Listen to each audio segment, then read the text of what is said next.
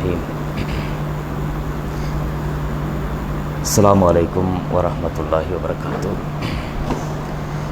الحمد لله نحمده ونستعينه ونستغفره ونؤمن به ونتوكل عليه ونعوذ بالله من شرور أنفسنا ومن سيئات أعمالنا من يهده الله فلا مضل له ومن يضلله فلا هادي له وأشهد أن لا إله إلا الله وحده لا شريك له وأشهد أن محمدا عبده ورسوله أما بعد.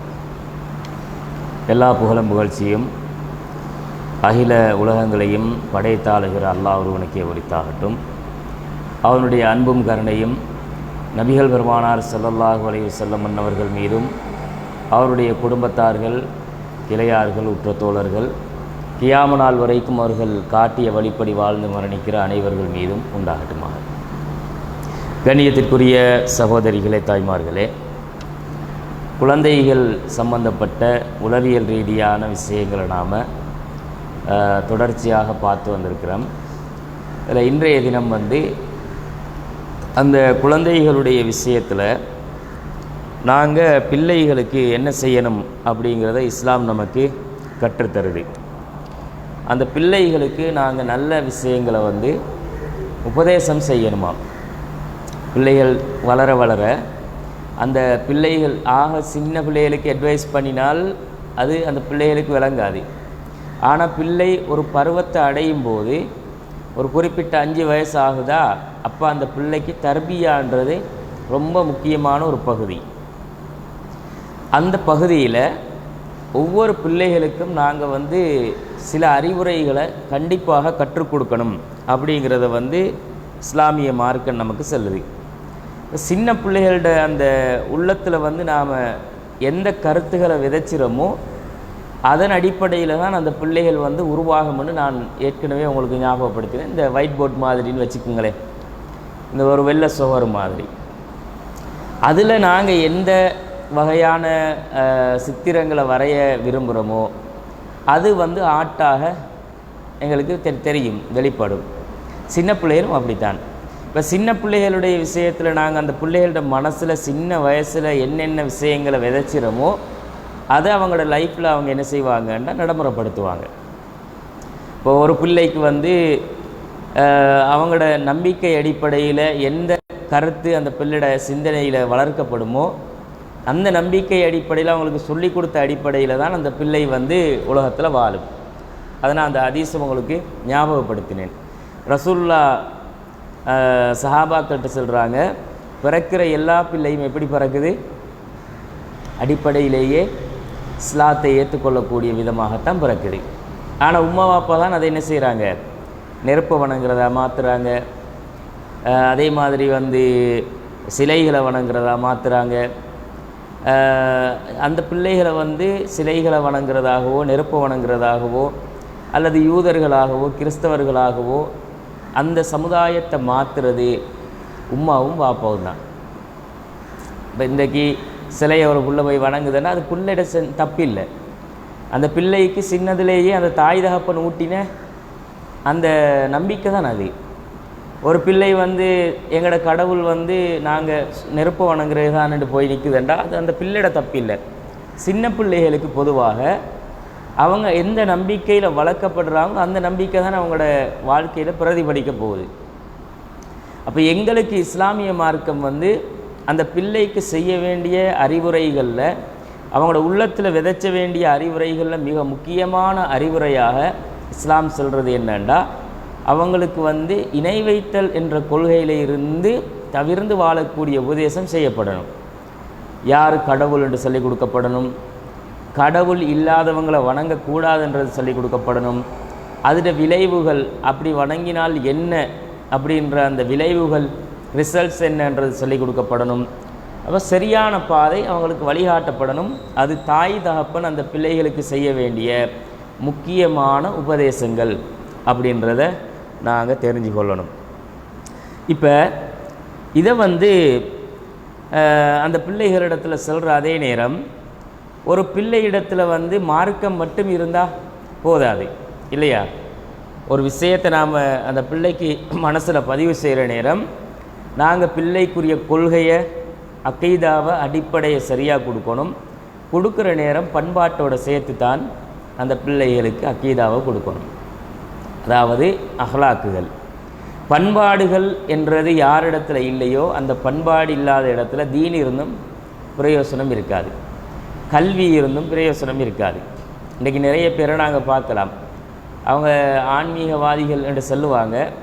ஆனால் அவங்களோட வாழ்க்கையை நீங்கள் பரிசீலனை செஞ்சு பார்த்தீங்கன்னா அவங்களோட பேச்சுகளில் எந்த பண்பாட்டையும் பார்க்க இயலாது. ஆனால் ஆன்மீகவாதிகளும் பாங்க சமுதாயத்தில் அவங்க தான் என்ன செய்வாங்கன்னா நிறைய பிரச்சனைகளை உருவாக்குவாங்க. இன்றைக்கி இந்தியாவிலையெல்லாம் முஸ்லீம்களுக்கு எதிரான பிரச்சனைகளை அடிப்படையாக கட்டவிழ்த்து விடுறவங்களே யார்? ஆன்மீகத்தின் பேரில் போலியாக இருக்கக்கூடிய சில இனவாதிகள் தான். இலங்கையிலையும் அப்படி தான்.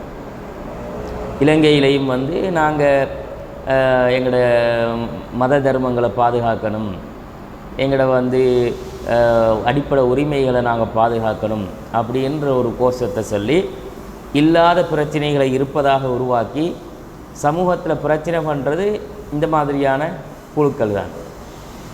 அப்போ அது நாட்டில் சட்ட ரீதியாக அது பிரச்சனையாக இருந்தாலும், ஆனால் பேசிக் என்னன்னு கேட்டால் இந்த மத ரீதியாக அவங்க தங்களை அடையாளப்படுத்தி கொள்வாங்க. ஆனால் அந்த மத ரீதியாக அடையாளப்படுத்தினாலுமே அவங்களுக்குள்ள பண்பாடுகள் என்றது இருக்காது. ஒரு சிலர் என்ன செய்வாங்கன்னா மத ரீதியாக நல்லா இருப்பாங்க அவங்களோட நம்பிக்கையில். இப்போ ஒவ்வொரு மதங்களும் என்ன சொல்லுவோண்டா ஒவ்வொரு பண்பாடுகளை படித்து கொடுக்கும் இல்லையா?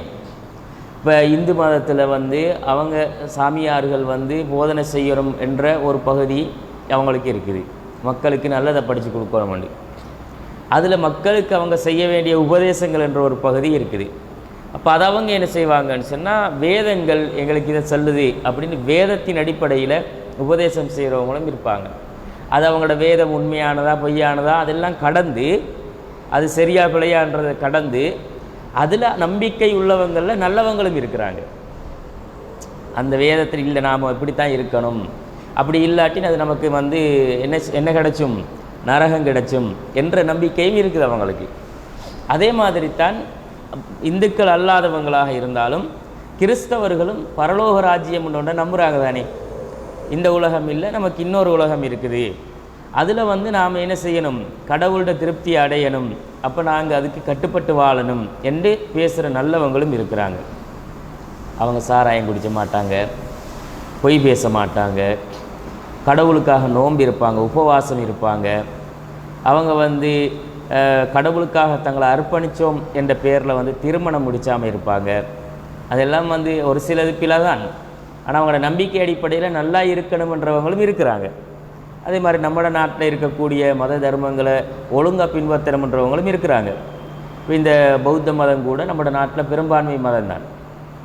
பௌத்த மதத்திலையும் நாங்கள் பார்த்தோம்னா சிலர் அவங்க துறவிகளாக இருப்பாங்க.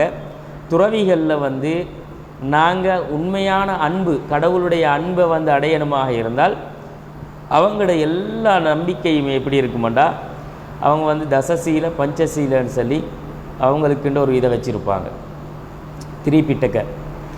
அப்போ அவங்களோட அந்த முக்கியமான அந்த 5 மிகப்பெரிய பாவங்கள் அதை நாங்கள் செய்யப்படா அப்படின்னு சொல்லுவாங்க பஞ்சசீலன்னு. தசசீலன்னு நாங்கள் கடைப்பிடிக்க வேண்டிய 10 ஒழுக்கங்கள் இருக்குது அப்படின்னு அவங்களுக்குன்ற ஒரு நல்ல மத அடிப்படையிலான நம்பிக்கையை வச்சுருப்பாங்க. இது அவங்களில் கடைப்பிடிக்கிற நல்லவங்களும் இருக்கிறாங்க.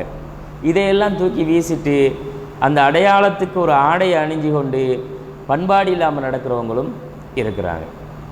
ஆனால் இஸ்லாமிய மார்க்கம் எங்கட இஸ்லாத்துலேயும் தான் தொப்பி தாடியை வச்சுக்கொண்டு அந்த மாதிரி நடக்கிறவங்க இருக்கிற. தொப்பியை தாடியை வச்சுக்குவான், ஹராத்தை செய்வான்.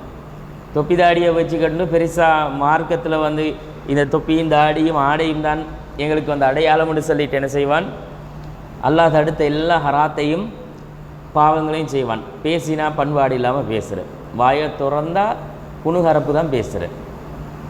பார்த்தாடே நீ ஒரு முஸ்லீமாடான்னு கேட்குற மாதிரி இருப்பான், அப்படி பேசுவான் ஒரு. ஆனால் தலையில் தொப்பியே இருந்து அவர் என்ன தலையிலே இருந்து தொப்பியே கலட்டுற இல்லை. படுக்க போனாலும் தொப்பி, பாத்ரூம் போனாலும் தொப்பி, எலும்புறதும் தொப்பியோட, அவர் எங்கே போனாலும் தொப்பி தான். பேசுகிறது அவ்வளோ மோசமான பேச்சு பேசுவாங்க. ஒரு சாதாரண இது அல்லாஹ் தடுத்த ஹராமுன்ற எண்ணம் இல்லாமல் போய் நின்று ஹராத்தை செய்கிறவங்களும் இருப்பாங்க. தொப்பியை போட்டுக்கொண்டே டாஸ்மாஸ்கில் நின்றவனெல்லாம் இருக்கிறான். வைன் ஷாப்பில் தொப்பியை போட்டுக்கிட்டே போய் பியர் வாங்குறவன்கள் எல்லாம் இருக்கிறானுகள். அது என்னண்டா, தொப்பி சும்மா அவங்களுக்கு ஒரு அடையாளம் தவிர வாழ்க்கையில் பண்பாடுகள்ன்றது இல்லை. இதை ஏன் நான் சொல்கிறேன்டா, இப்போ நாங்கள் சின்ன பிள்ளைகளுக்கு கொடுக்கக்கூடிய அறிவுன்றது பண்பாடோட அந்த அறிவு இருக்கணும். இல்லாட்டி சமூகத்தில் நாங்கள் இந்த மாதிரி பார்க்குற அதாவது பண்பாடற்ற செயல்பாடுகள் எல்லாமே எங்களோட பிள்ளை டைம் உருவாகும். அது நாங்கள் கண்டிப்பாக பிள்ளைகளுக்கு செய்ய வேண்டிய உபதேசங்களோட கலந்திருக்க வேண்டிய மிக முக்கியமான விஷயங்கள் பண்பாடு. பண்பாட்டில் நாங்கள் பிள்ளைகளுக்கு சொல்லிக் கொடுக்க வேண்டியது இது நல்ல பண்பாடு, இது தீய பண்பாடு. பண்பாடுகளை ரெண்டாகவே பிள்ளைகளுக்கு எப்பவும் பழக்கணும். நல்லதை மட்டும் உபதேசம் செய்யவும் கூடாது, கெட்டதை மட்டுமே சொல்லிக் கொடுக்கவும் கூடாது. நல்லதையும் கெட்டதையும் ரெண்டையும் சேர்த்து தான் சொல்லிக் கொடுக்கணும். அதை நாங்கள் ஞாபகம் வச்சுக்கொள்ளணும். ஏன்னு கேட்டால் அல்லாஹு தாலா குர்ஆனில் சொல்கிற நேரம் 2வது அத்தியாயத்தில் 132வது வசனத்தில் அல்லாஹு தாலா இப்ராஹிம் நபியும் யாக்கூப் அலைஹிஸ்ஸலாம் அவங்களும் தங்களோட பிள்ளைகளுக்கு செஞ்ச உபதேசம் உண்டு. ஒரு விஷயத்தை அல்லாஹ் சொல்கிறாங்க. இப்ராஹிம் நபி தன்னோட பிள்ளைகளுக்கு செஞ்சாங்க. அதே மாதிரி யாக்கூப் அலைஹிஸ்ஸலாமும் தங்களோட பிள்ளைகளை கூப்பிட்டு இந்த உபதேசத்தை செஞ்சாங்களாம். அவங்க என்ன சொன்னாங்கண்டா, அந்த பிள்ளைகளை கூப்பிட்டு அவங்க பேசுகிற நேரம், என்னுடைய அருமை மக்களே, அல்லாஹ் உங்களுக்கு இந்த இஸ்லாமிய மார்க்கத்தை தேர்ந்தெடுத்து தந்திருக்கிறான். நாமளாக தேர்ந்தெடுக்கலை. யார் தந்தது? அல்லாஹு தாலா. இப்போ எங்களுக்கு முஸ்லீம்னு நாங்கள் பேர் வச்சு கொண்டாலும் அது நாங்கள் வச்சு கொண்ட பேர் இல்லை. இப்போ நாங்கள் முஸ்லீம்ன்றது தான் அடையாளத்துக்கு நாம் தொப்பி தலப்பாக அதே மாதிரி ஃபர்தாக்கள் இதுகளை உடுத்து கொண்டாலும் முஸ்லீம் என்ற பேரை வச்சது நாமளோ நம்மளோட உம்மா பாப்பாவோ ஆச்சி அப்பாவோ இல்லை. இஸ்லாம்ன்ற மார்க்கத்தை உங்களுக்கு தேர்ந்தெடுத்து தந்தது அல்லாஹ். அந்த மார்க்கத்தை நமக்கு தந்து அதில் ஒரு ஹிதாயத்தை நமக்கு வழங்கினது உங்களோட ரப்பு அல்லாஹ் தான். ஏன்னு கேட்டால் ஹுவஜிதபாக்கும், உங்களை தேர்ந்தெடுத்தது அவன். ஹுவ சம்மாக்குமுல் முஸ்லிமீன், உங்களுக்கு முஸ்லீம்கள் என்று பேர் வச்சதும் அவன். முஸ்லீமுடைய பேர் வச்சது அல்லாஹ். அப்போ முஸ்லீம் என்ற வார்த்தை நாம் நினச்சப்படாது சும்மா என்னமோ ஒரு சாதாரண அந்த ஐடென்டிஃபிக்கு வைக்கப்பட்ட ஒரு பேருண்டு இல்லை. முஸ்லீம் என்றது லைஃப் முழுக்க அல்லாஹ்வுடைய ஒவ்வொரு ஏவல்களுக்கும் விலக்கல்களுக்கும் கட்டுப்பட்டு வாழ்கிறது. இப்ராஹிம் நபியோட வாழ்க்கை தனி நமக்கு பாடம் சொல்லுது. இப்ராஹிம் நபியோட வாழ்க்கையில் நாம் பார்க்கலாம், இது கால லஹு ரப்புஹு அஸ்லிம் கால அஸ்லம் துலி ரப்பில் ஆலமீன். கட்டுப்படி இப்ராஹிம் என்று அல்லாஹ் சொன்னால், யா அல்லாஹ் கட்டுப்பட்டு என்ன ஓடர் இருந்தாலும் சரி. அதாவது பொஞ்சாதி வயசான காலத்தில் தள்ளாத வயசில் ஒரு பிள்ளையை பெற்று கை குழந்தையை வச்சுட்டு இருக்கிறாங்க. அந்த குழந்தையை தூக்கி கொஞ்ச வேண்டிய பருவத்தில் எல்லாம் அவர் சோதனை வைப்பான். உங்களோட பொஞ்சாதியை பிள்ளையை உங்களை விட்டுட்டு வாங்கம்மா. யாருமே இல்லாத ஒரு பகுதி. இன்றைக்கு நாம் போய் அந்த பகுதியில் வணக்கம் செய்கிறோம், ஹஜ்ஜை செய்கிறோம் இல்லையா? அது இப்ராஹிம் நபியோட வாழ்க்கையில் நடந்த சம்பவம். அது எங்களுக்கு கடமையாக்கப்பட்டிருக்கு. அப்போ அவர் ஏன் யா அல்லாஹ் இந்த வயசில் கொண்டே விட்டு அவங்க எப்படி வாழுவாங்கன்னு கேட்கல. அவங்க அஸ்லீமுண்டு வானல்லா, கட்டுப்படி இப்ராஹிம்பான், ஓகே யா அல்லாஹ் பாரு, அதான் முஸ்லீம். உங்களோட பிள்ளையை போய் அறுத்துட்டு வாங்க மண் புள்ள பருவ வயசு அடைஞ்சிருக்கும், அது வரைக்கும் வாப்பா போகவும் இல்லை பார்க்கவும் இல்லை. திடீர்னு போய் வாப்பா 15 வயசு பிள்ளையை கூப்பிட்டு அறுக்க சொல்லிட்டான் அல்லாண்டா. நம்மளோட பிள்ளையை விட்டுட்டு போய் நாம் 10 வருஷம் வெளிநாட்டில் இருந்துட்டு மகன் நான் ஒரு கனவு கண்டேன், உங்களை அறுக்கிற மாதிரி அறுப்பமானு கேட்டால், நீலாம் ஒரு வாப்பாவோடா? 10 வருஷம் கூட இல்லாதவன் நீ, உம்மா கஷ்டப்பட்டு வளர்த்துருக்கா, நீ அறுக்க போறியான்னு கேட்பான். ஆனால் மகனை எப்படி உம்மா வளர்த்துருந்தா தெரியுமா? அதான் தாய்மார் பிள்ளைகளை வளர்க்க வேண்டிய முறை. பிள்ளைகளுக்கு தர்பியான்றது எங்கே இருந்து படிக்கப்படணும்னா இப்ராஹிம் நபியோட குடும்பத்தில் இருந்து படிக்கப்படணும். அந்த மனைவி கொடுத்த தர்பியா எப்படி இருந்தது? அந்த பிள்ளைக்கு இப்ராஹிம் நபி 10-15 வருஷம் இருந்து உபதேசம் செய்யலையே. 10-15 வருஷம் இப்ராஹிம் நபி கூட இருந்து இஸ்லாத்தை பற்றி, இணை வைப்பை பற்றி, கட்டுப்படுதலை பற்றி இப்ராஹிம் நபி படித்து கொடுத்தாங்களாடா? இல்லை. அவங்க படித்தது எல்லாமே, இஸ்மாயில் அலைஹிஸ்ஸலாம் படித்தது எல்லாமே உம்மா கிட்ட, உம்மா சொல்லி கொடுத்தது தான். அப்போ இவர் வந்து சொல்கிறாரு, யா புனைய, என்னுடைய அருமை மகனே, இன்னி அராஃபில் மனாமி, நான் கனவுல கண்டேன், அன்னி அது பகுக்க, உங்களை அறுத்து பலி கொடுக்குற மாதிரி, குர்பானி கொடுக்குற மாதிரி நான் கண்டேன். ஃபந்துர் மாதா தரா, நீங்கள் என்ன சொல்கிறீங்க, உங்களோட அபிப்பிராயம் என்ன? நபிமார்களோட கனவு வகி, நபிமார்கள கனவுன்னு சொன்னால் அல்லாஹ் அந்த கனவின் மூலமாக கட்டளையிடுறாருன்னு அர்த்தம். அப்போ இவர் வந்து கண்ட கனவை சொல்கிறாரு. அப்போ மகண்ட பதில் என்ன தெரியுமா? யா அபத்தி இஃப் அல் மாத்து உமர், என்னுடைய தந்தையே, உங்களுக்கு அல்லாஹ் கட்டளையிட்டதை செய்யுங்க. 15 வயசு புள்ள இந்த வார்த்தையை பேசணும்னா அந்த பிள்ளையோட உள்ளத்தில் எவ்வளோ பெரிய ஈமான் விதைச்சப்பட்டிருக்கணும். அந்த கட்டுப்படுதல் என்ற அந்த உணர்வு எவ்வளவுக்கு அல்லாஹ்வை பற்றி, மறுமை சிந்தனை பற்றி, தண்ட ரப்புக்கும் இந்த மார்க்கத்துக்கும் கட்டுப்படணும் என்ற உணர்வு எவ்வளவு விதைச்சப்பட்டிருக்கணும். ஹாஜரா அம்மையார வரலாறுன்றது லேசான தியாக வரலாறு இல்லை. அவங்க தியாகம் செஞ்சாலும் அந்த தியாகத்தில் அவ்வளோ பெரிய அர்ப்பணிப்பு இந்த உலகத்துக்கு முன்மாதிரியாக இருந்தாலும், பிள்ளையை அந்த தன்னந்தனியாக இருந்து ஆளரவம் இல்லாத ஒரு பகுதியில், ஒரு குடிசை கூட இல்லாத நிலையில், தண்ணீர் சொட்டு கூட இல்லாத நிலையில், தாகத்துக்காக அலைஞ்சி ஓடி கஷ்டப்பட்டு கை குழந்தையை தூக்கி கொண்டு அப்படி இருந்த தாய், அவங்க ரப்புக்காக அந்த கஷ்டத்தையும் சுமையையும் தாங்கினவங்க தண்ட பிள்ளையை எப்படி வளர்க்கணுன்றதையும் படிச்சிருந்தாங்க. அப்போ தான் சொன்னார், அருங்க, என்னைய அல்லாஹ் கட்டளையிட்டானா அருங்க, சதஜிடுனி இன்ஷா அல்லாஹு மினஸ் சாபிரீன், என்ன பொறுமையாளர்களில் ஒருவனாக காணுவீங்க. பிள்ளைய பொறுமையாகவும் வளர்த்துருக்காங்க, கட்டளைகளுக்கு கட்டுப்படுற பிள்ளையாகவும் வளர்த்துருக்காங்க. இந்த 2 பாயிண்ட்டை கவனித்து பாருங்க. ஒரு பிள்ளைகிட்ட இருக்க வேண்டிய மிக முக்கியமான தர்பியா தான் அந்த பிள்ளை பொறுமைசாலியாக இருக்கிறதும், அந்த பிள்ளை அல்லாஹ்வுடைய கட்டளைகளுக்கு கட்டுப்பட்டு வாழ்கிறது. அதான் உபதேசங்களில் மிகப்பெரிய உபதேசம். அப்போ இந்த பயிற்சி, இந்த தர்பியா அந்த ஒவ்வொரு பிள்ளைகளுக்குள்ளேயும் எப்போ கொடுக்கப்படணும்டா, அவங்க கொண்டு போனது கைப்புள்ள பருவத்தில்.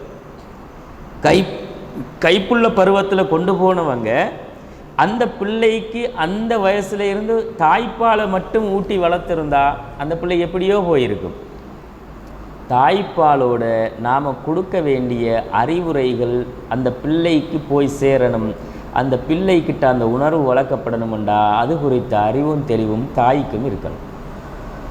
உமாமார் எல்லாம் தொழுவுர் இல்லை, நோம்பு பிடிக்கிறதும் இல்லை, இஸ்லாத்தை பற்றி தெரியா, ஈமான் கொள்ள வேண்டிய விஷயம் தெரியா, அல்லாண்டா யாருன்னு தெரியா, மலக்கு மரம் பற்றி சொல்லிக் கொடுக்க தெரியா, ஆகிரத்துண்டா என்னன்னு தெரியா, நம்ம உயிர் கொடுத்து எழுப்பப்படுவோமே என்று அந்த தாய்மாருக்கு அந்த பிள்ளைகளுக்கு படித்து கொடுக்க தெரியா, அந்த நாள் என்னன்னு தெரியா, எப்படி அல்லாஹ் அந்த நாளில் நம்மளை விசாரிக்க போகிறான்னு தெரியா, சொர்க்கத்தை பற்றி நரகத்தை பற்றி அதில் உள்ளதுகள் என்னன்றதை பற்றி சொல்ல தெரியா. ஈமான் கொள்ள வேண்டிய அடிப்படை 6 விஷயம் அகீதாவே தெரியாத தாய் எப்படி இஸ்மாயில் நபியை அந்த தாய் வளர்த்த மாதிரி வளர்ப்பாங்க? வாங்கம்மா ஒரு அகீதா கிளாஸுக்கு வாங்கண்டா, நம்மளோட குடும்பம் நம்மளோட சமூகத்தில் ஆள் இல்லை, ஒருத்தர் 2 பேரை தான் அகீதா படித்தவார். நம்மளோட ஆக்களோட மார்க்கத்திட நிலப்பாடு. புள்ளக்குட்டி பெற்று எப்படி வளர்க்குற? புள்ளக்குட்டி பெற்றிருப்பாங்க, எப்படி வளர்க்குற? கல்யாணம் முடித்தா எல்லாரும் பிள்ளையை பெக்கிறதானே, ஆனால் பிள்ளையை எப்படி வளர்ப்பீங்க?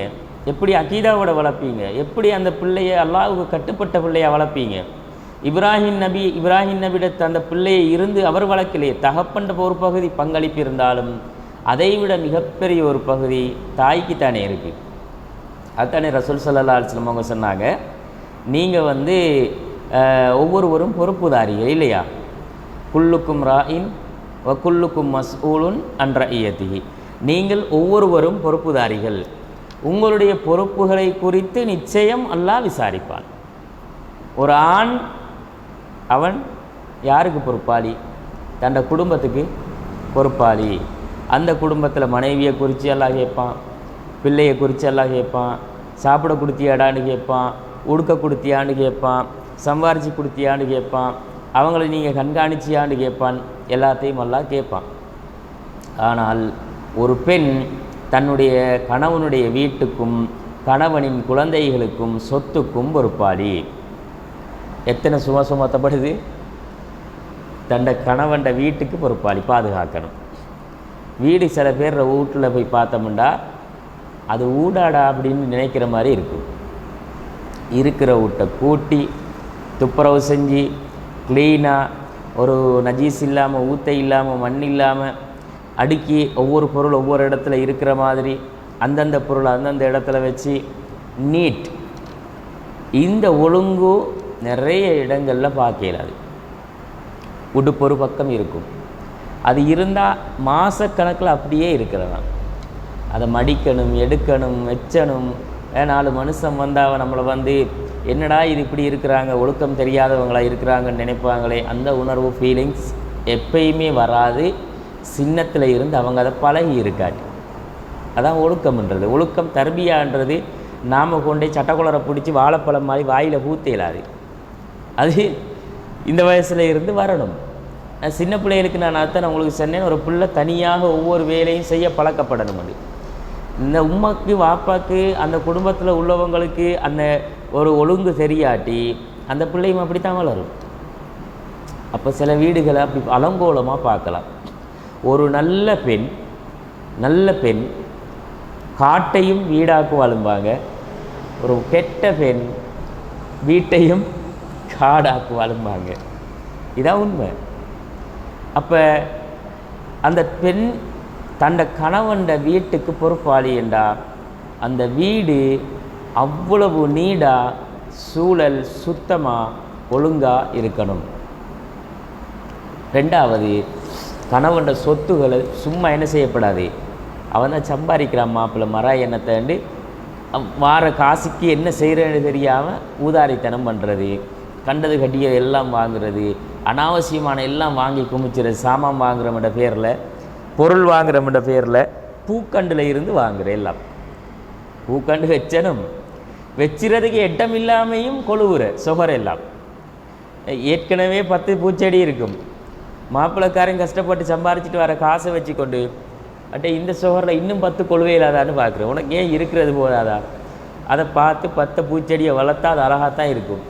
20 ஆக்கி 30 ஆக்கி இடம் இல்லாட்டியும் இடம் தேடி ரூம் வரைக்கும் கொண்டு வைக்கிறோம்டா, ரூம் வரைக்கும் கொண்டு பூச்செடி வச்சு இப்படி செய்யப்படாது. இதெல்லாம் அனாவசியமான விஷயங்கள். தண்ட கணவன்ட சொத்தை பாதுகாக்கிற சேமிக்கிறவளாக மனைவி இருக்க. ஊதாரித்தனத்தை விட அந்த தாய் தண்ட கணவனுக்கு கூலி கிடைச்சிறதுக்காக, தனக்கு கூலி கிடைச்சிறதுக்காக அதிலிருந்து கணவனுக்கு தெரியாமல் நல்ல வழியில் செலவு செய்யலாம், தான தர்மங்கள் கொடுக்கலாம். இப்படியெல்லாம் நாங்கள் அந்த காசு பணத்தை கையாளலாம். ஆனால் இன்றைக்கி சாப்பாடு இருந்தால் சரி, சாமான் இருந்தால் சரி, பொருட்கள் வேறு ஒன்றும் இல்லை. மாப்பிள்ளை சம்பாரித்து கொண்டு வந்து 50,000 ரூபா காசு கொடுத்துருப்பான். 5 நாளில் கேட்பா இன்னும் 50,000 ரூபா. இப்போ தானடி 1 வீக் ஆகலடி 50,000 ரூபா காசு கொடுத்தனே, அதெல்லாம் முடிஞ்சு போச்சு, நீங்கள் தின்னலையான்னு கேட்பா. நீங்களும் திண்டதானே, அப்போ திண்டது சும்மாவா திண்ட நீங்கள் அப்படின்னு கேட்பா. அப்போ இவருக்கு பேசலுமா? ஏலாது. இப்போ இன்னொரு 50,000 ரூபா கேட்பா. இப்படி ஊதாரித்தனம் பண்ணப்பட சிக்கனமாக தண்ட கணவன்ட பொருளாதாரத்தை பயன்படுத்த தெரிஞ்சவளாக ஒரு மனைவி அடிப்படை தேவைகளை நிறைவு செஞ்சு கொண்டு வாழ்கிறவளாக இருக்க பழகணும். 3வது தான் சொன்னாங்க ரசூலுல்லாஹ், தண்ட கணவன்ட பிள்ளைகளுக்கு அவள் பொறுப்பாளி. அது குறித்து நிச்சயமாக அல்லாஹ் மறுமையில் கேட்பான். புள்ளிடம், அதாவது மாப்பிள்ளை வீட்டில் இல்லாட்டி வீட்டோட கூடுதலான நேரம் பிள்ளைகள் தாயோட தானே கழிக்கும். உம்மாவோட அந்த பிள்ளை ஒரு 14 மணித்தியாலம் 15 மணித்தியாலம் கழிச்சா வாப்பாவோட கழிக்க போகிற நேரம் ஒரு 2 மணி நேரம் தான் கழிச்ச போகுது. இல்லாட்டி மேக்சிமம் 2 மணி நேரம் தான் கழிச்ச போகுது, இல்லாட்டி 1 மணி நேரம் தான் கழிச்சும். ஏன்னா வாப்பா வீட்டை விட்டு போனாருண்டா, காலையில் போகிறவர் பிள்ளை எலும்ப முதல் போனால் நைட்டு தூங்குகிற நேரம் வருவார். ஒரு ஓஃப் டே கிடச்சா மட்டும்தான் பிள்ளைகளோட இருக்க சான்ஸ் கிடச்சும், அது இல்லாட்டி இல்லை. இப்போ யார் அப்போ அந்த இடத்த ஃபில் பண்ணணும்? ஹாஜரா அம்மையார் மாதிரி ஒவ்வொரு தாய்மாரும் பிள்ளைகளோட அந்த பொறுப்பை சுமக்கிறாங்க. ஆனால் அவங்க அதில் கரெக்டாக இருந்தாங்க. அதனால தான் அல்லாஹ் அந்த தாய்மார்களை இந்த உலகத்துக்கு முன்மாதிரியாகவே கொண்டு காட்டினான். இல்லாட்டி அந்த வரலாறு செல்லணுமா? அல்லாஹ் இஸ்மாயில் நபியை வளர்த்ததில் அந்த தாயிடத்தில் எங்களுக்கு ஒரு முன்மாதிரி இருக்குன்றதுனால தான் அந்த வரலாறுகள் குர்ஆனிலே பேசப்படுது. அப்போ அந்த தாய் வந்து வளர்த்ததில் அந்த பிள்ளைக்கு அவங்க கொடுத்தது அகீதா, கட்டுப்படணும் என்ற உணர்வு, பிள்ளை இடத்துல எதையும் சகிச்சு கொள்ளக்கூடிய, பொறுத்து கொள்ளக்கூடிய தன்மை. அப்படித்தான் இப்ராஹிம் நபியும் இருந்தார். வாப்பா அகீதாவில் எப்படி இருந்தாரோ, அவர் எந்த கஷ்டம் வந்தாலும் எதையும் பொறுத்து கொள்கிற மாதிரி எப்படி வாழ்ந்தாரோ, அந்த 2 விஷயத்திலையும் தகப்பனுக்கு 100% சரி சமன் நிகராக பிள்ளையும் இருந்துச்சு. அப்போ அவர் அறுக்க கொண்டு போகிற நேரம் கொண்டை கல்லில் அவர் வந்து கத்தியை தீட்டி மகனை அப்படி கிடத்தி மல்லாக்க கிடத்தி கழுத்தில் கத்தி வைக்கும்போது அல்லாஹ் சொன்னான், இப்ராஹிமே கது சத்தக்தர் ருயா, நீங்கள் உங்களோட கனவை உண்மைப்படுத்திட்டீங்க, அறுக்க தேவையில்லை. அது வெறும் டெஸ்டிங் தான். எங்களோட பிள்ளைய நாங்கள் கொண்டு போட்டு அறுப்புவான். எங்களோட பிள்ளையோட எறும்பு கடித்தாலும் எங்களோட பிள்ளையோட மேலில் நாங்கள் வந்து அதுக்காக கவலைப்படுற தாய்மாரும் இருக்கிறாங்க. ஐயோ எறும்பு கடிச்சிச்சு, கொசு கடிச்சிருச்சு அப்படின்னு கவலைப்படுறவங்க. ஆனால் அவங்க கழுத்தில் கத்தி வைக்கும் வரைக்கும் எந்த சலனமும், எந்த கவலையும், எந்த ஒரு துக்கமும் அவங்களோட மனசில் இருக்கல. அவங்களுக்கு இருந்த ஒரே ஒரு எதிர்பார்ப்பும் நம்பிக்கையும் எங்களோட ரப்போட கட்டளையை நிறைவேற்ற போகிறோம். அதுதான் ஈமானிய உறுதி. அப்போ அந்த உறுதியில் தான் நாங்கள் இருக்கணும். அந்த மாதிரி ஒரு கட்டுப்படக்கூடிய தன்மைக்கு பேர் தான் இஸ்லாம்ன்றது, முஸ்லீம்ன்றது. அப்போ முஸ்லீம்ன்ற பேரை வச்சு கொண்டு அவுத்து விட்ட மாதிரி திரிகிறதல்ல முஸ்லீம். முஸ்லீம் என்றால் இறைவனுடைய ஒவ்வொரு விவகாரங்கள்லையும், கட்டளைகள்லையும், ஏவல் விலக்கல்களையும் தன்னை ஒபே பண்ணுறது, நான் கட்டுப்பட்டவன் என்று காட்டுறது. அப்போ இந்த மார்க்கத்தை அல்லாஹு தாலா உங்களுக்கு என்ன செஞ்சான்? தேர்வெடுத்து தந்தான். வலா தமூத்துன்ன இல்லா வ அன்தும் முஸ்லிமூன், நீங்கள் முஸ்லீம்களாகத்தான் மௌத்தாகணும். மொத்தமாக அல்லாஹ்வுக்கு கட்டுப்பட்டவர்களாகவே நீங்கள் மரணிக்க வேண்டும் அப்படின்ட்டு அவங்க என்ன செஞ்சாங்க? இப்ராஹிம் நபியும் யாக்கூப் நபியும் தங்களோட பிள்ளைகளுக்கு உபதேசம் செஞ்சாங்க. இந்த உபதேசத்தை நாங்கள் எங்களோட பிள்ளைகளுக்கு செய்யணும். எங்களோட வாழ்க்கையில் நாங்கள் எங்களோட பிள்ளைகளுக்கு செய்கிற உபதேசம்ன்றது அந்த டைமில் அந்த பிள்ளைகளுக்கு அது வந்து தெரியாட்டி கூட, ஆனால் அந்த பிள்ளைகள் தெரிஞ்சு கொள்ளக்கூடிய ஒரு பருவத்தில் அவங்களாகவே அதை உணர்ந்து கொள்வாங்க. நாங்கள் கொடுக்க வேண்டியது தர்பியா. அதே மாதிரி 133வது வசனத்தில் தொடர்ந்து அல்லாஹ் பேசுகிறான். யாக்கூப் அலைஹிஸ்ஸலாம் அவங்களுக்கு 2வது அத்தியாயத்தில் 133வது வசனம், யாக்கூப் அலைஹிஸ்ஸலாம் அவங்களுக்கு வந்து மவுத்து மரணத்துடைய நேரம் நெருங்குது. இப்போ சக்கராத்துடைய நேரம் நெருங்குற நேரம் அவங்க வந்து தண்ட பிள்ளைகளை கூப்பிடுறாங்க. மக்களை எல்லாம் கூப்பிட்டு கேட்குறாங்க, நீங்கள் நான் மௌத்தாகின பிறகு யாரை எதை வணங்குவீங்க? இப்போ அவர் பிள்ளைகளுக்கு சொல்லிக் கொடுத்த, படித்து கொடுத்த விஷயம் அவர் இந்த பிள்ளைகள் அதில் கரெக்டாக இருக்குமான்றதை கன்ஃபார்ம் பண்ணுறாரு. என்ன பண்ணுறாருண்டா, நான் மௌத்தானா எந்த மௌத்துக்கு பிறகு நீங்கள் யாரை வணங்குவீங்க அப்படின்னு கேட்ட உடனே அப்போ பிள்ளைகள் எல்லாம் சொன்னாங்க, உங்களோட வாப்பா இப்ராஹிம் நபி, இஸ்மாயில், இசாக் இவங்களோட இறைவனாகிய அல்லாஹ் ஒருவனைத்தான் நாங்களும் வணங்குவோம். அழகான பதிலை பாருங்கள். உங்களோட தந்தை இப்ராஹிம், இஸ்மாயில், இசாக் இவங்க எந்த ரப்பை வணங்கினாங்களோ அதே அல்லாஹ்வைத்தான் நாங்களும் வணங்குவோம். இதுதான் சரியான அகீதா. இணை வைப்புன்றது சமுதாயத்தில் வந்து அவங்க தாய் தகப்பன், அவங்களோட உம்மா வாப்பா வந்து எந்த கொள்கையை அவங்களுக்கு சொல்லிக் கொடுக்குறாங்களோ அந்த கொள்கையில் தான் பிள்ளை இருக்குமெண்டா, இணை வைப்புன்றது ஒரு பிள்ளைக்கிட்ட சும்மா வாரது இல்லை. 10 வயசில் 15 வயசில் ஒரு பிள்ளை தர்காவில் போய் நிற்கானண்டா அவனா போகல, அவனுக்கு அது சரி என்ற நம்பிக்கை கொடுக்கப்பட்டிருக்கு.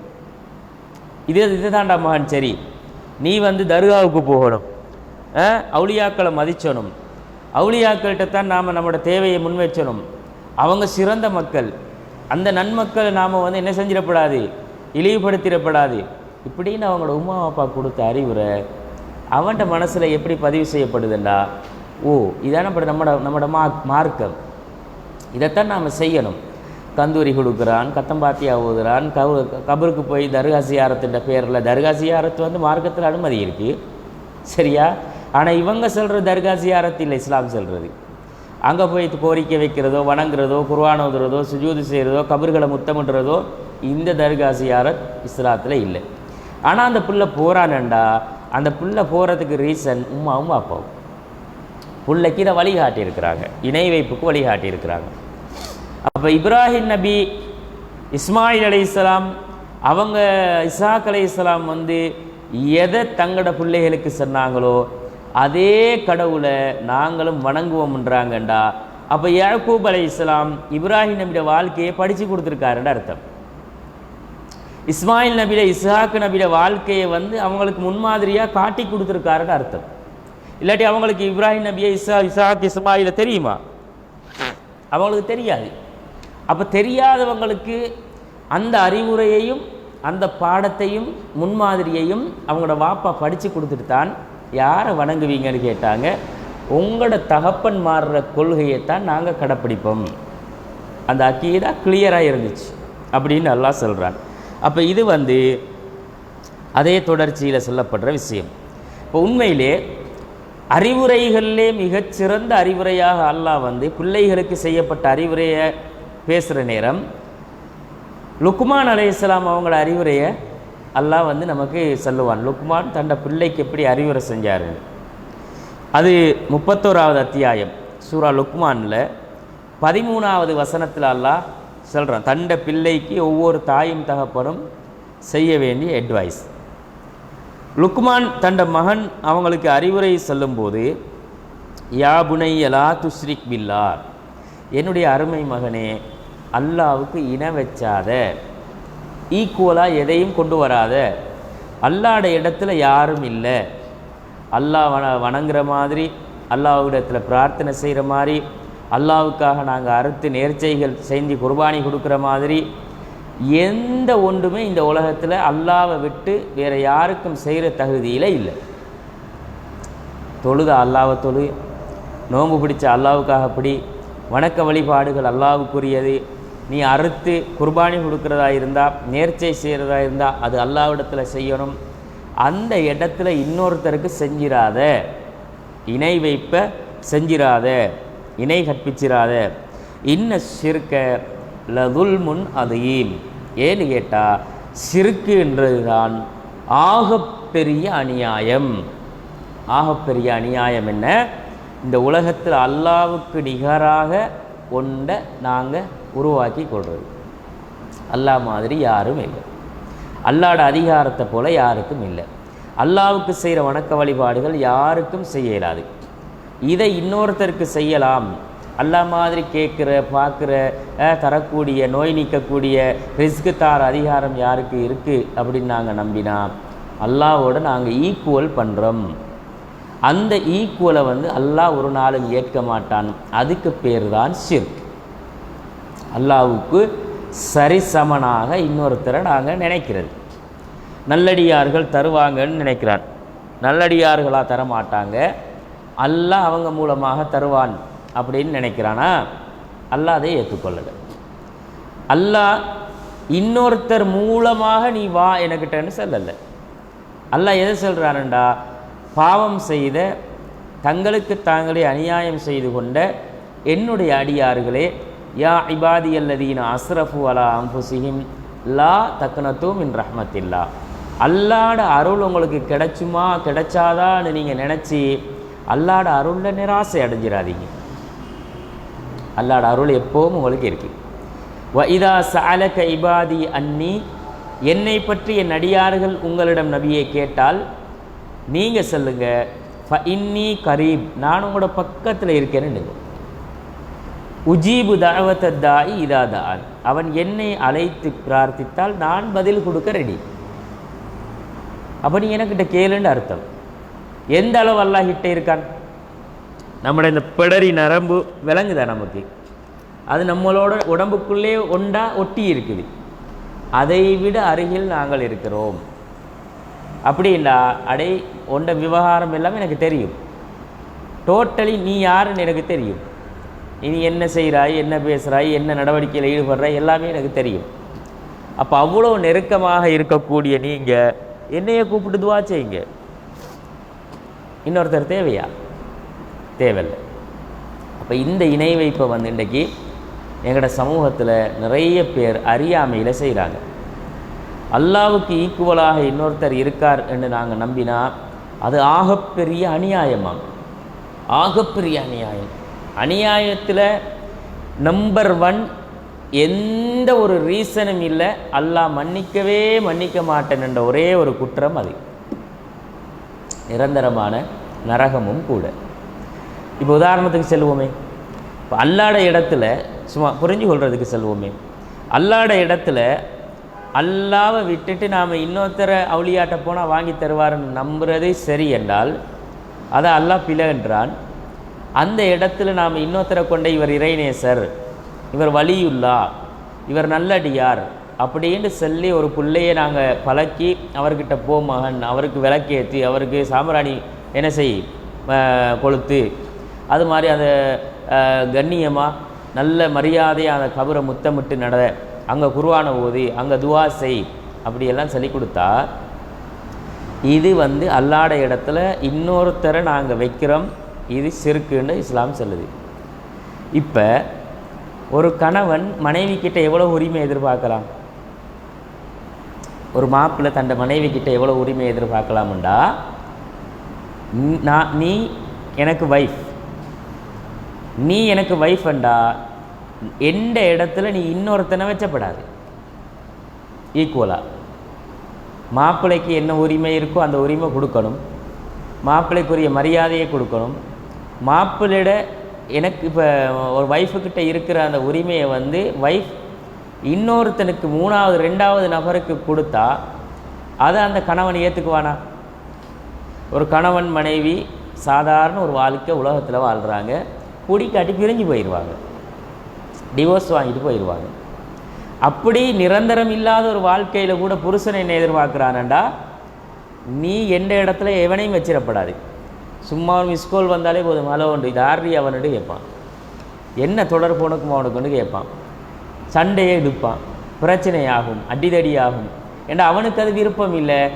இவள் நான் இருக்கிற எனக்கு கிடைச்சிற உரிமையை யாருக்கும் கொடுக்கப்படாதுன்னு அவன் நினச்சிடான். தண்ட கணவனுடைய உரிமையை ஒரு மனைவி கிட்ட கணவன் இழக்க விரும்பாத நேரம், ஒரு மனைவி தண்ட கணவனுக்கிட்ட இருக்கிற உரிமையை உலகத்தில் இழக்கிறதுக்கு விரும்பாத நேரம், 2வது கல்யாணம் முடிச்சிட்டானடா எப்படி இருக்கும்? முதல் பொஞ்சாதிக்கு எப்படி இருக்கும்? ஃபயர் கிளம்பும், விடுவாவா? அந்த உரிமையை அவள் இழக்க விருப்பம் இல்லை. ஒட்டுமொத்த உரிமையும் தண்ட கணவனிடத்தில் எனக்கு இருக்கணும்னு அவன் விரும்புகிறான். அன்பு தனக்கு கிடைச்சிடும், அவன்கிட்ட சம்பாத்தியம் தனக்கு கிடைச்சிடும், அவன்கிட்ட இருக்கிற அவ்வளோ உரிமைகளையும் நான் மட்டும்தான் அனுபவிக்கணும். படுக்கை அறை அவன் இன்னொருத்தனோட பகிரக்கூடாது, அவன் தரக்கூடிய அந்த உலகத்து தேவைகளை வந்து இன்னொருத்தருக்கு பகிரக்கூடாது, அவனுடைய அந்த அன்பு இன்னொருத்தருக்கு பகிரப்படக்கூடாது. எல்லாமே மொத்தமாக எனக்கு மட்டும் கிடைச்சணும்டா. அந்த இடத்தை இன்னொருத்தன் வந்து நிரப்பினானண்டா அல்லது இன்னொருத்தி வந்து நிரப்பினாங்கண்டா, ஒரு புருஷனும் பொண்டாட்டியும் உலகத்தில் அதை ஏற்றுக்கொள்ள ரெடி இல்லாத நேரம் ஒட்டுமொத்த உலகத்தையும் படைச்சி ஒட்டுமொத்த உலகத்துக்கும் தேவையான விஷயங்களை செஞ்சு எங்களுக்கு சாப்பாடு தண்ணி தந்து உசுறு வாழ வச்சு எங்களை பார்க்க வச்சு கேட்க வச்சு நடக்க வச்சு ஆரோக்கியத்தை தந்து என்னை மட்டும் வணங்கிடாத இடத்துல அல்லா இடத்துல ஒன்றை மட்டும் எப்படி ஆள நான் வணங்குறேன், உனக்கிட்ட வாரத்துக்கு இந்த பாரு இந்த அவுளியா இருக்காரு அப்படின்னு ஒருத்தன் சொன்னானடா, எப்படி அல்லா ஏற்றுக்குவான்? அவ்வளோ பெரிய ரோசத்தை அல்லாஹ்க்கு உண்டாக்குறமா இல்லையா? புருஷண்ட ரோசமே பெருசாக நினைக்கிறேன். என் மாப்பிள்ளை கோவப்படுவார், அல்லாஹ் கோவப்பட மாட்டானா? அல்லாஹ்ட ரசூல் சொன்னாங்க, அல்லாஹ் ரோசக்காரன். அல்லாஹுடைய ரோசம் எப்போ தூண்டப்படுமெண்டா, அல்லாஹுடைய இடத்துல நீங்கள் இன்னொருத்தரை வச்சா அல்லாஹ்ட ரோசம் தூண்டப்படும். மாப்பிள்ளையோட இடத்துல பொஞ்சாதி இன்னொருத்தனை வச்சா எப்படி ரோசம் வருமோ அந்த மாதிரி ரோசம் இல்லை. எல்லாரையும் விட பெரிய ரோசக்காரன் அல்லாஹ். அதனால் அதை கண்டிக்கிறாங்க. இணை வைப்பு மிகப்பெரிய பாவம் அப்படின்னு அதனால தான் சொல்லப்பட்டுச்சு. அப்போ இதை நாங்கள் விளங்கி கொள்ளணும். இதே மாதிரி அவர் செஞ்ச உபதேசங்களில் அவர் செல்கிறாரு. லுக்மான் அலைஹிஸ்ஸலாம் அதில் தொடர்ச்சியில் 31 16வது வசனம், அதில் தண்ட மகனுக்கு, என்னுடைய அருமை மகனே, ஒரு கடுகு வித அளவுக்கு ஒரு பொருள் இருந்து, கடுகு தெரியும் தானே, சின்ன சாமான், அது கண்ணுக்கு தெரியாத ஒரு ஆகச்சிறிய சாமான், அப்படி ஒரு பொருள் இருந்து அது ஒரு கற்பாறைக்குள்ளேயோ அல்லது வானத்திலேயோ பூமியிலேயோ அது இருந்தாலும் அதை அல்லாஹ் கொண்டு வருவான். அல்லாத கொண்டு வருவான். அல்லாஹ் அந்த அளவுக்கு நுட்பமானவன், நன்கறிந்தவன். நாம் இப்படி காலுக்கு கீழே ஒரு ஊசி விழுந்தால் எங்கே போச்சுன்னு தேடுவோம் இல்லையா? ஒரு ஊசை தேடுறதுக்கு நமக்கு டைம் எடுக்குது. ஆனால் அல்லாஹ் அப்படி இல்லை. கண்ணுக்கு தெரியாத கடுகுமணி அளவுக்கு ஒரு விஷயம் ஒரு கற்பாறைக்குள்ளே இருந்தாலும் சரி, வானத்தில் இருந்தாலும் சரி, பூமிக்கு உள்ளே இருந்தாலும் சரி, அதை கொண்டு வரணும்னு அல்லாஹ் நாடினா கண்டிப்பாக கொண்டாடுவான். அல்லாஹ் கொண்டு வருவான். என்னுடைய அருமை மகனே, அகிமிஸ் ஸலா, தொழுகையை நிலைநாட்டு. உபதேசத்தை பார்த்துக்கோங்க. தொழுகையை நிலைநாட்டு. வஅமுல் பில் மஅரூஃப், நன்மையை ஏவு. வன்ஹா அனில் முன்கர், தீமையை தடு. உனக்கு ஏற்படக்கூடிய பிரச்சனைகளை தொழும்போது, நன்மையை ஏவும்போது, தீமையை தடுக்கும்போது வார பிரச்சனைகளை சகித்துக்கொள், பொறுமையாக எரி. இன்னதாலிக்க மின் அஸ்மில் உமூர், அதுதான் மிக உறுதியான விஷயங்களில் உள்ளது. அஸ்மில் உமூர்னு சொன்னால் மிக மிக உறுதியான காரியங்களில் உள்ளது அப்படிங்கிறாங்க. தொழுகிறதுக்கு நம்மளோட ஆக்களுக்கு கஷ்டம் இல்லையா? அதே மாதிரி நன்மையை ஏவுறதுக்கு, தீமையை தடுக்கிறதுக்கு ஏலா. நன்மையை மட்டும் ஏவிக்கொண்டு சில பேர் இருப்பாங்க. தொழுங்கோ தொழுங்கோ தொழுங்கோ. ஏன் வட்டி எடுக்காதன்னு சொல்ல மாட்டியா? களவெடுக்காதன்னு சொல்ல மாட்டியா? திருடாத, வட்டி எடுக்காத, விபச்சாரம் செய்யாத, ஃபினான்ஸ் வாங்காத, அடே பொம்பளைட்ட பறிக்காதடா சீதனம்ன்ற பேரில், சாராயம் குடிக்காத, கஞ்சா அடிக்காத, அபின், தூள், மாவா, ஐஸ் ஒன்றும் பாவிக்காதன்னு பப்ளிக்கில் போய் பேசுவானா? பேசினா ஆஜியாருக்கு விளக்குமாறு வீட்டுக்குள்ளே இருந்து வருமில்ல. இதெல்லாம் அவங்க பேச மாட்டாங்க. ஆனால் தொலைவாங்க தொழுகை, நீங்கள் தொழுகா எல்லாம் சீராயிரும். தொழுதுட்டு போய்த்தான் வட்டி கடையில் நிற்கார், தொழுதுட்டு போய்த்தான் டிக்கெட் வாங்குறான். என்ன டிக்கெட்? பஸ் டிக்கெட் இல்லை, லொத்தர் சீட்டு வாங்குகிறான். பர்தாவை போட்டு போய் அவங்க இப்போ நான் இங்கே வாரதுக்கு பஸ்ஸில் வந்துட்டு இருக்கிறேன்னு ஒரு லேடி, பெரிய வயசான ஒரு அம்மா தான், நான் ஒரு 50-55 வயசு இருக்கும். அவங்களோட பிள்ளையெல்லாம் கூட்டிகிட்டு வந்து ஒவ்வொரு சீட்டில் இருப்பாட்டிட்டு அவங்க முன்னால் வந்திருக்கிறாங்க. நாங்கள் இருக்கிற ஒரு பக்கம் லெஃப்ட் சைடில் இருக்கிறோம், அவங்க ரைட் சைடில் இருக்காங்க. இருக்கும்போது ஒருத்தர் டிக்கெட் கொண்டு வராரு. அந்த டிக்கெட்டை இவங்களா நிப்பாட்டி கீ எதேன்னு கேட்குறான். அவன் சொல்கிறான் 100 ரூபாவா? ஓகே, 3 தான். ஃபர்தாவுக்கும் அதுக்கு சம்மந்தம் இருக்கா? ஹராம் இல்லையா? இப்போ இதெல்லாம் உபதேசம் பண்ணணுமா? நன்மையை மட்டும் இல்லையே வருது, தீமையையும் தடுக்கணும். அப்போ அந்த தாய்க்கு அது தீமைன்னு சொல்லி கொடுக்கப்படலை, அது ஹராம், அது வட்டி, அது எடுக்கப்படா, அது உனக்கு உரிமை இல்லை. 100 ரூபா கொடுத்துட்டு 1 கோடி கிடைச்சா அது அவட காசா? ஆயிரக்கணக்கானவங்களை ஏமாற்றிட்டு அவக்கு மட்டும் கொடுக்குற காசி, சுரண்டி கொடுக்குற காசி. அப்போ அதை பார்க்குறோம். அப்போ அந்த விஷயங்களை நன்மையை ஏவி தீமையை தடுக்கிற விஷயத்தில் நீங்கள் உறுதியாக இருக்கணும். அது மிக உறுதியான விஷயங்களில் உண்டு. நம்ம தீமையை தடுக்கும்போது நமக்கு பிரச்சனை வரும், பிரச்சனை வரும்ன்றதுக்காக தடுக்காமல் இருக்கப்படாது. சரியா? அதை கவனத்தில் வச்சுக்கொள்ளணும். அடுத்தது மிக முக்கியமாக சொல்கிறாங்க, நீ வலா துஸஇர் ஹத்தகலின் நாஸ், என்ன செஞ்சிடக்கூடாது? உன்னுடைய முகத்தை மக்களை விட்டு பெருமை அடித்து திருப்பிக்கப்படாது. பெருமை அடித்து தெரியாது. பிள்ளைகளுக்கு நாம் எல்லாருக்கும் சொல்லிக் கொடுக்க வேண்டியது, மற்றவங்களை விட நாம் வசதியும் இல்லை, காசு பணம் இருக்கிறதுனால நாங்கள் வசதியா, நாங்கள் கொஞ்சம் மற்றவங்களோட கலராக இருக்கிறதுனால வசதியா, ஆமாம் வெள்ளையேறுன்னு பால் மாதிரி ஈச்சு அந்த பிள்ளைகள அதுகளோட கூடாத அப்படி சொல்லிக் கொடுக்கலுமா? நிறத்தாலோ மொழியாலோ அல்லது வேறு எதனால, காசு பணத்தாலேயோ ஏற்றத்தாழ்வுகள் எதுவும் இல்லை. குலத்தால் ஏற்றத்தாழ்வு இல்லை. ஏற்றத்தாழ்வுன்றது இறையச்சத்தால் மட்டும். அப்போ இவர் சொல்லிக் கொடுக்குற உபதேசங்களில் முக்கியமானது, நீ பெருமை அடித்து உன்னோட முகத்தை என்ன செஞ்சிடாத, மற்றவங்களை விட்டு திருப்பிக்காத, பெருமை அடித்தாத. வலா துஸஇர் ஹத்தக லின்னாஸ், நீ மனிதர்களை விட்டு உன்னுடைய முகத்தை திருப்பிக் கொள்ளாதே. கர்வமாக பெருமையாக நடக்காதே. கர்வம் கொண்டு பெருமை அடிக்கும் எவரையும் அல்லாஹ் விரும்ப மாட்டான்.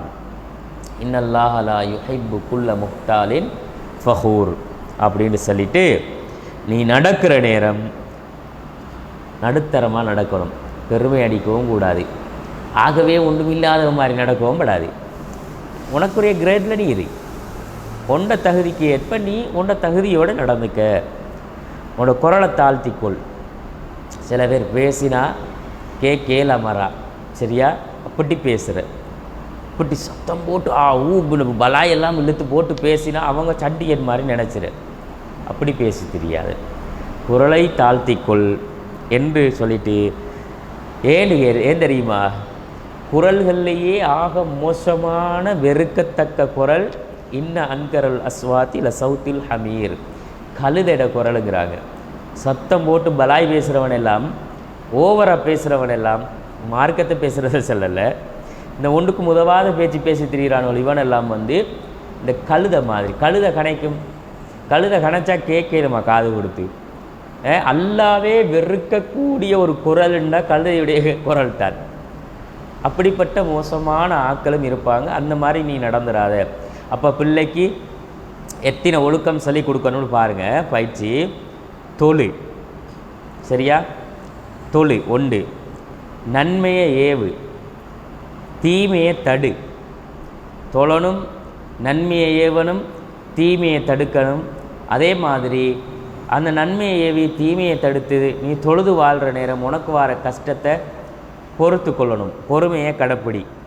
அதே மாதிரி பெருமை பிடிச்சி மக்களை விட்டு நீ என்ன செஞ்சிடாத, பெருமை அடித்து நடந்துடாத. பெருமை பிடிச்சி நடந்தால் அல்லாஹ் விரும்ப மாட்டான். அப்படின்ட்டு நீ ஒன்றை ரேஞ்சுக்கு ஏற்ற மாதிரி நடுத்தரமாக நடக்கணும், சரியா? அதே நேரம் கழுதை கணச்சிற மாதிரி அருவருக்கத்தக்க பேச்சுகள் பேசப்படாது. பேச்சில் ஒழுக்கம் இருக்கணும். அல்லாஹ் வெறுக்கக்கூடியதுகளை பேசக்கூடாது என்று இவர் தண்ட மகனுக்கு என்ன செய்கிறாரு, அறிவுரை சொல்கிறாரு. அப்படின்றத நாங்கள் பார்க்குறோம். இந்த அளவுக்கு இவ்வளவு முத்தான உபதேசங்களை இந்த உலகத்தில் ஒரு தாய் தகப்பன் தண்ட பிள்ளைக்கு செய்யணும் என்றதுக்கு அல்லாஹ் இதை வரலாறு நமக்கு சொல்கிறார். ஒரு பிள்ளையோட வாழ்க்கையில் இருக்க வேண்டிய மிக முக்கியமான அடிப்படை குணாதிசயங்கள், ரப்போட தொடர்பு இருக்கணும், நன்மை தீமையை அவனுக்காக ஏவணும், அது செய்கிற நேரத்தில் அந்த வாழ்க்கையில் வர கஷ்டங்களுக்கு பொறுமை காக்கணும். அதே நேரம் அது பெருமை அடித்து தெரிஞ்சிடக்கூடாது. பெருமைன்றது தனக்கு சொந்தமானதே கிடையாது. முதலாவது பெருமை, எங்கள்கிட்ட காசு பணம் இருந்தால் பெருமையாது எங்களுக்கு. இன்றைக்கு நாங்கள் பில்டிங்கில் இருப்போம், BMW காரில் ஓடுவோம், எங்களோட வாப்பாவுமா பெரிய பணக்காரராக இருப்பாங்க. அல்லாஹ் அப்படி கண்ணை சிமிட்டுறதுக்குள்ளே அள்ளிட்டு போயிடுவான். எத்தனை பேர் வெள்ளத்தில் அடிபட்டு போனாங்க, எத்தனை பேர் சுனாமியில் போனாங்க, எத்தனை பேர் நிலநடுக்கங்களில் புதஞ்சி போனாங்க. இருக்குதா? அன்றைக்கு ஏதாச்சும் இருக்குதா? காசாவை உண்மையிலே அநியாயமாக அழித்தாங்க தான். ஆனால் அங்கே இருந்தவங்களோட வாழ்க்கையில் காசு பணத்தோட, தாராளமான செல்வ செழிப்போட இத்தனையோ மக்கள் வாழ்ந்தாங்க. இன்றைக்கு எங்கே ஊடுவாசல்? ஏதோ ஒரு வகையில் சோதனைக்காக எல்லாம் அழிச்சிட்டான்னு வைங்களே. அப்போ இருக்கிறத வச்சு பெருமை அடிக்கிறதுக்கு எங்களுக்கு ஏதாவது இருக்கா துனியாவில்ண்டா? எதுவுமே இல்லை. பெருமை அடிக்கிறதுக்கு ஒன்றும் இல்லை எங்கள்கிட்ட. அதனால் பெருமை அடித்து நடந்துடாது. எப்போவுமே ஒரு மனுஷனுக்கு ஒசத்தின்றது பணிவை தரணும். கல்வியில் ஒசந்து போகிறானா, நான் படித்தவன்டா, உனக்கு ஆவேனா தெரியும், உனக்கு பேச தகுதி இல்லைடா அப்படின்டா.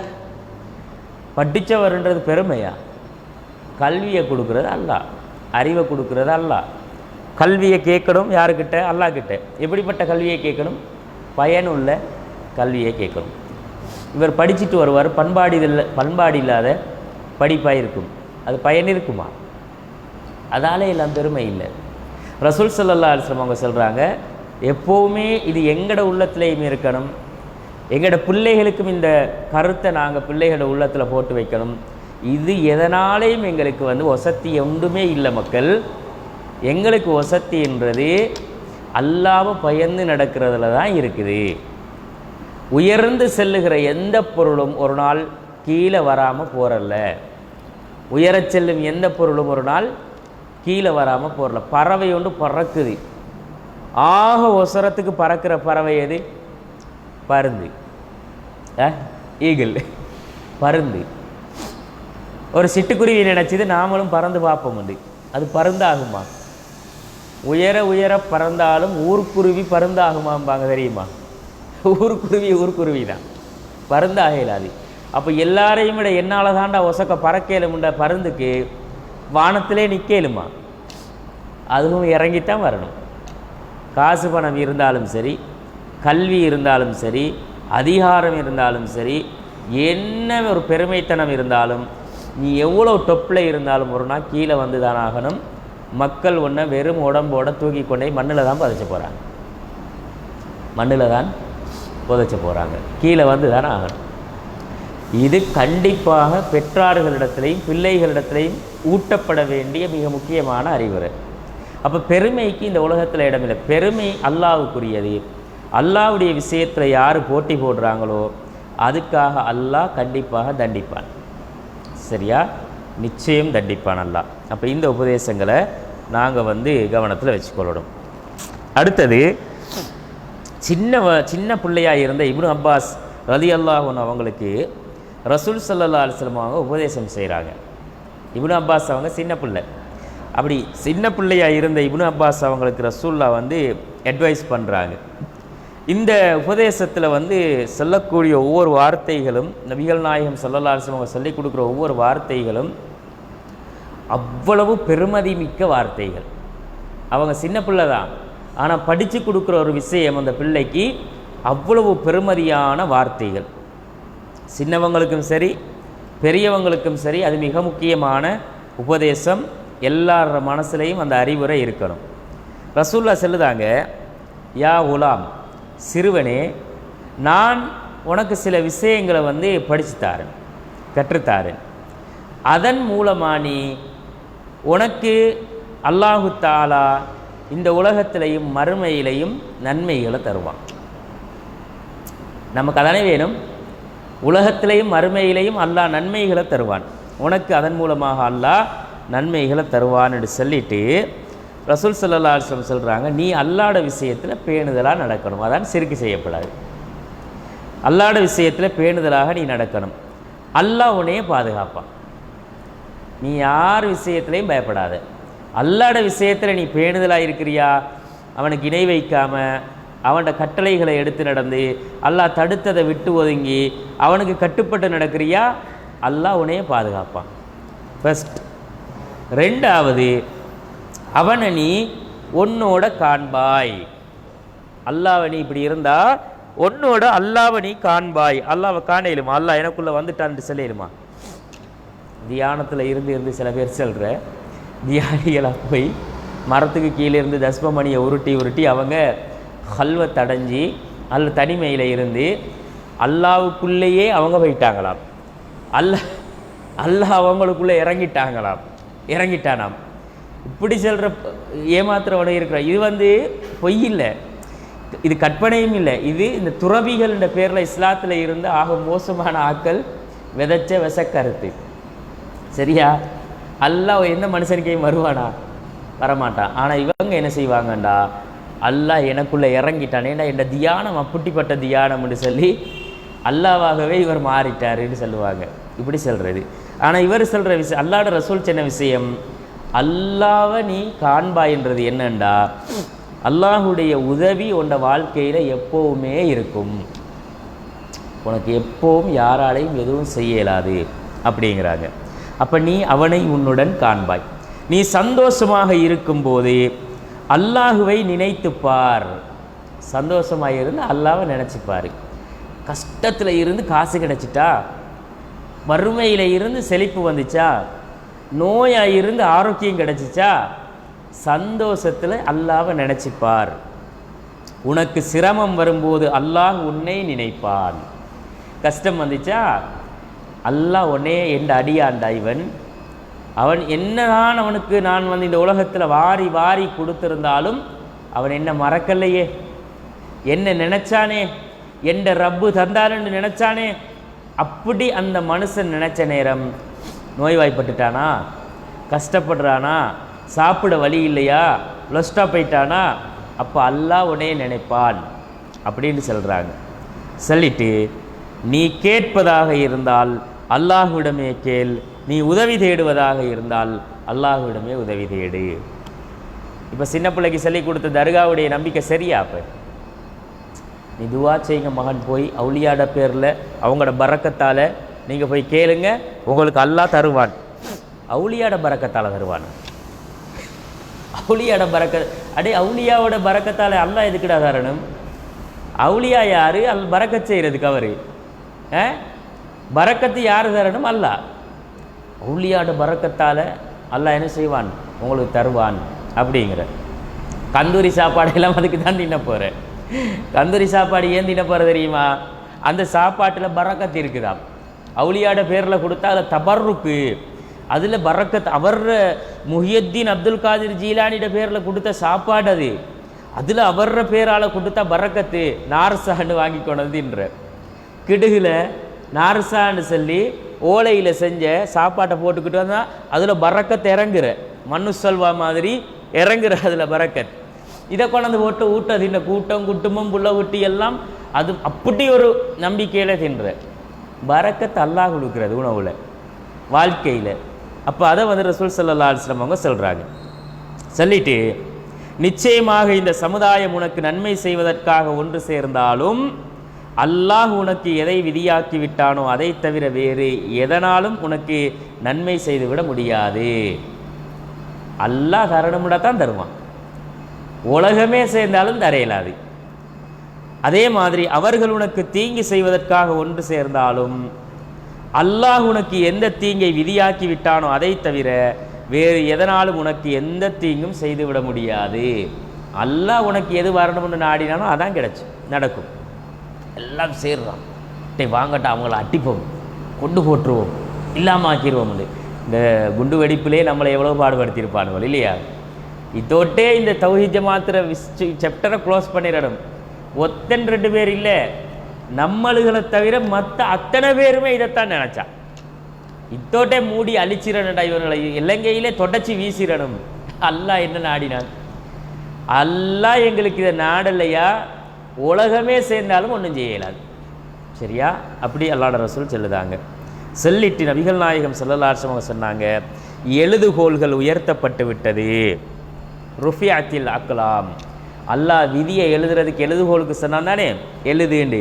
அது நடக்க வேண்டிய அத்தனையையும் எழுதி முடிச்சுட்டு அது உயர்த்தப்பட்டு விட்டது. இனி எழுதுறதுக்கு அங்கே ஒன்றும் இல்லை, புதுசாக எழுதி முடிச்சாச்சு. எழுதி முடித்தது தான் நடக்க போகுது. அதுக்கு பிறகு ரசூலுல்லாஹ் சொன்னாங்க, வஜஃபத்தி சுஹுஃப், ஏடுகளும் காய்ந்து விட்டது. எழுதி முடிஞ்சு சாப்டர் க்ளோஸ், இனி அதில் சேர்க்க எதுவும் கிடையாது அப்படிங்கிறாங்க. அப்போ இது வந்து திர்மிதியில் வார செய்தி, இப்னு அப்பாஸ் அவங்க அறிவிக்கக்கூடிய செய்தி. அப்போ இதை நாங்கள் பார்க்குறோம். அப்போ இந்த செய்தியில் நாங்கள் படிக்க வேண்டிய மிக முக்கியமான பாடம் என்னென்னா, ரசூல் ஸல்லல்லாஹு அலைஹி வஸல்லம் அவங்க வந்து இப்னு அப்பாஸ் அவங்களுக்கு அல்லாஹ்வுடைய விஷயத்தில் பேணுதலாயிரி அல்லாஹ் உன்னையே பாதுகாப்பான். அதே மாதிரி நீ வந்து அல்லாஹ்வுடைய விஷயத்தில் கரெக்டாக இருந்தால் அல்லாஹ்வுடைய உதவி உனக்கு எப்பயும் கிடைச்சும் அப்படிங்கிறாங்க. நீ சந்தோஷமாக இருந்தால் அல்லாஹ்வை நினச்சிப்பாருன்றாங்க. நீ கஷ்டமாக இருக்கும்போது அல்லாஹ் உன்னையே நினைப்பான்ன்றாங்க. அதே நேரம் நீ கேட்குறதாக இருந்தாலோ கோரிக்கை வைக்கிறதாக இருந்தாலோ எந்த தேவையையும் அல்லாஹ் கிட்டத்தான் முறையிடணுங்கிறாங்க. அல்லாஹ் அதை யார்கிட்டையும் போகக்கூடாது அப்படிங்கிறாங்க. அதே நேரம் நல்லது கெடுதி நடக்குதா, அந்த நலவும் கெடுதியும் அல்லாஹ்வுடைய நாட்டப்படி தான் நடக்கும். இந்த உலகமே சேர்ந்தாலும் நல்லது செய்யவும் மேலாது, கெட்டது எங்களுக்கு செய்யவும் மேலாது அப்படின்னு சொல்லி கொடுக்குறாங்க. இது இந்த உபதேசம் எங்களோட பிள்ளைகளுக்கு ஆன்மீக ரீதியாக சொல்லிக் கொடுக்கணும். இப்படித்தான் மகன், இப்போ புள்ள ஒன்று ஆசைப்படுதா, அல்லாஹ் நமக்கு தர விரும்பினா கிடைச்சும். அல்லாஹ் தர விரும்பாட்டி யாராலையும் தர இயலாது என்ற உணர்வு அவங்களுக்கும் எங்களுக்கும் இருக்கணும். இது கட்டாயம் படித்து கொடுக்க வேண்டிய பாடம் அப்படிங்கிறத சொல்கிறாங்க. அப்போ இந்த உபதேசங்களில் அல்லாஹ்வுடைய விஷயத்தில் மிக முக்கியமாக அக்கீதாவுடைய விஷயத்தில் அவங்களுக்கு இந்த நம்பிக்கை கொடுக்கப்படணும் என்றது தான் அடிப்படை. இது மார்க்க ரீதியாக ஆன்மீக பகுதியை தான் நாம் இப்போ பேசிகிட்டு இருக்கிறோம். அப்போ இது இந்த உபதேசங்கள் பிள்ளைகளுக்கு செய்யப்படணுன்றதை கவனத்தில் வச்சுக்கொள்ளணும். இன்ஷா அல்லாஹ் நாம் இதில் தொடர்ச்சியை வரக்கூடிய நாட்களில் தொடர்ச்சியாக பார்ப்போம். நிறைய விஷயங்கள் இருக்குது. அந்த விஷயங்களை வந்து நாம் ஒன்றொன்றாக என்ன செய்யலாம், தொடர்ச்சியாக வரக்கூடிய நாட்களில் பார்க்கலாம். சில நேரம் நாளைக்கு வெள்ளிக்கிழமை இல்லையா, நாளைக்கு இல்லை கிளாஸ், அது சனிக்கிழமைக்கு கிளாஸ் இருக்கும்னு நினைக்கிறேன். ஆனால் சனிக்கிழமை சம்டைம் போக வேண்டிய நிலை இதொன்று இருந்தால் போயிடுவேன். அப்படி இல்லாட்டி இருந்தால் நாம் இந்த கிளாஸை சனிக்கிழமை தொடர்ச்சியாக செய்வோம் இன்ஷா அல்லாஹ்.